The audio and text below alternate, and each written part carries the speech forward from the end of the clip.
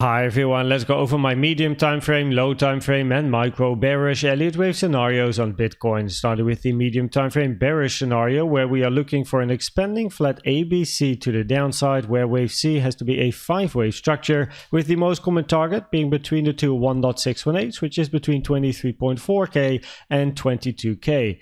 Now as we are expecting a 5-wave move to the downside, we are still waiting for this wave 4 to form a range before then a wave 5 to the downside. And what is important is that on many exchanges this low over here has actually been taken, but on the Coinbase chart that I use it has not been taken. And that is important because from a statistics point of view it is highly probable that on all the charts this low will be taken, which supports a move towards the downside.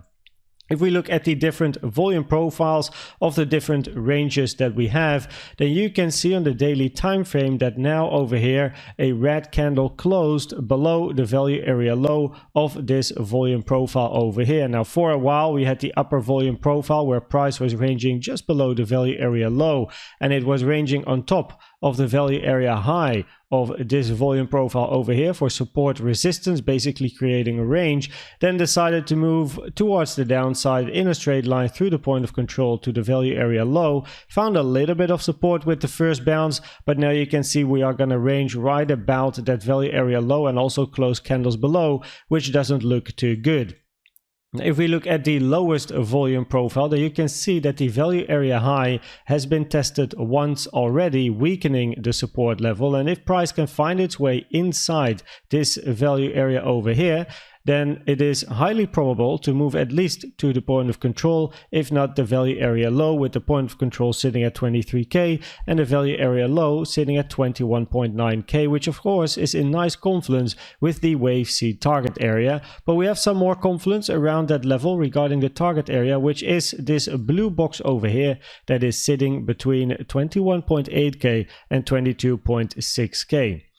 If we then go to the low time frame, we are looking for a 5-wave move to the downside. So we are looking for a 5-wave structure where wave 1 and 2 is already finished and currently we are bouncing on top of the 1.618. Now the 1.618 is a common target for a wave 3, or I should say it is a minimum target for a wave 3, because a wave 3 can be very extended to the downside where you then have a wave 1, 2, very long 3, 4, 5. That's absolutely possible. However, the 1.618 does tend to give at least a little bit of a reaction, creating a range before then moving to lower prices.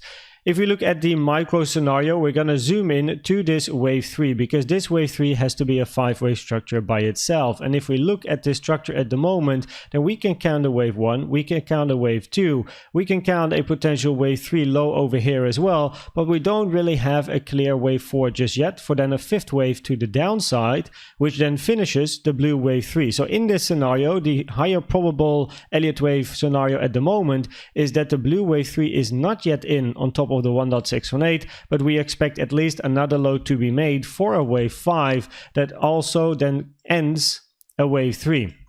The volume also supports this, because what you want to see is in a wave 3 high volume. Well, we clearly got high volume, but then you want to see a wave 4 and eventually a wave 5 on lower volume. And currently the low that we made over here, which so far is the lowest low in this trend, has been made on the highest amount of volume. That's not really what you want to see for a wave 5, and therefore the probabilities are higher that this is still part of then a potential wave 4, then a wave 5 on lower volume, which then ends a wave 3. Then you get a blue wave 4, so another range before then a blue wave 5 towards the downside.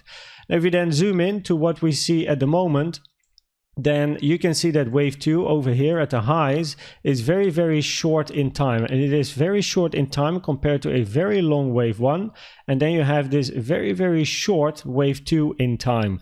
And the rule of alternation in Elliott Wave says that if wave 2 is very short in time and also deep, it reached the 0.5, which is a common target for a wave 2, the 0.5 Fibonacci taken from the high to the low of 1, then wave 4 tends to be a longer range structure and relatively shallow. Now for a wave 4, common targets are the 0.382 to the 0.5, and you don't want to see candles close above the 0.5. That would invalidate a potential wave 4. But a wave 4, a ranging structure, that's then what you're looking for, with the invalidation being over here far above the 0.5 at 28k. And in this scenario, you then want to see a range. So if we then zoom in to what we see more locally and have a little bit of a range on the chart, then currently I have a clear high and I have a clear potential low, where the resistance above us is the monthly.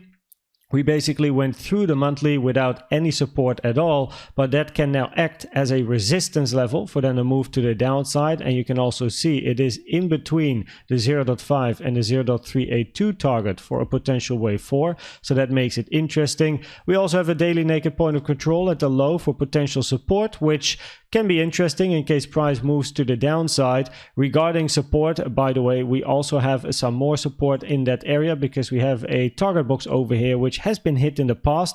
The weekly naked point of control in the past has been hit, so I removed it from my text in the box because I always write my confluences inside these target boxes. But we do at least have some other confluences still that are untapped, so this is still a support area in case price would move towards the downside. But you can see that at the moment I also have a range on my chart, a channel basically taken from the high over here to the low that price has made. And it's quite nicely respected. Over here you can see it's been respected in the middle, kind of respected in the middle. We moved from the upside or to the upside from the low of the channel, hitting the middle of the channel and rejecting. So this is an interesting channel I'm going to keep my eye on for this weekend, where potentially you're going to be able to see something like this throughout the weekend before then a continuation to the downside, as that is currently the higher probable move, where we then finish a wave 4 and look for a 5th wave towards the downside. If we look at the CVD divergences, we have some bearish CVD divergences over here, both on the blue and the yellow line, which I'll show you in a second. And we also have bullish CVD divergences with the low between this low and the higher low in price, but also currently more locally a higher low in price but a lower low on the CVD. If I zoom in, then you can see over here that we have a lower high on price, higher high on blue, that's a bearish CVD divergence, but also on yellow, lower highs on price, higher highs on yellow, that is also a bearish CVD divergence. But then what you can also see now is a higher low on price, but a lower low on the blue line. If you look at the horizontal cursor line over here, you can see that on the right side, the blue line dips below my cursor line. So there is a bullish CVD divergence between this low, higher low in price, lower low on the CVD.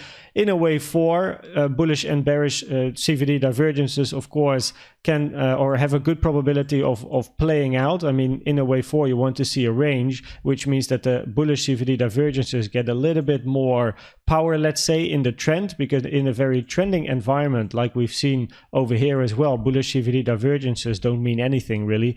But now that you have another low over here that has been made, a higher low, and then with this higher low, you create new CVD divergences, might be interesting. However, it is countered by the bearish one. You're in a bearish trend, so probabilities wise it's not great. The overall trend is still to the downside. So if you want to long against the trend, make sure you have good entry requirements, that you know what you're doing, have a good plan, good strategy, and then just follow your plan, right?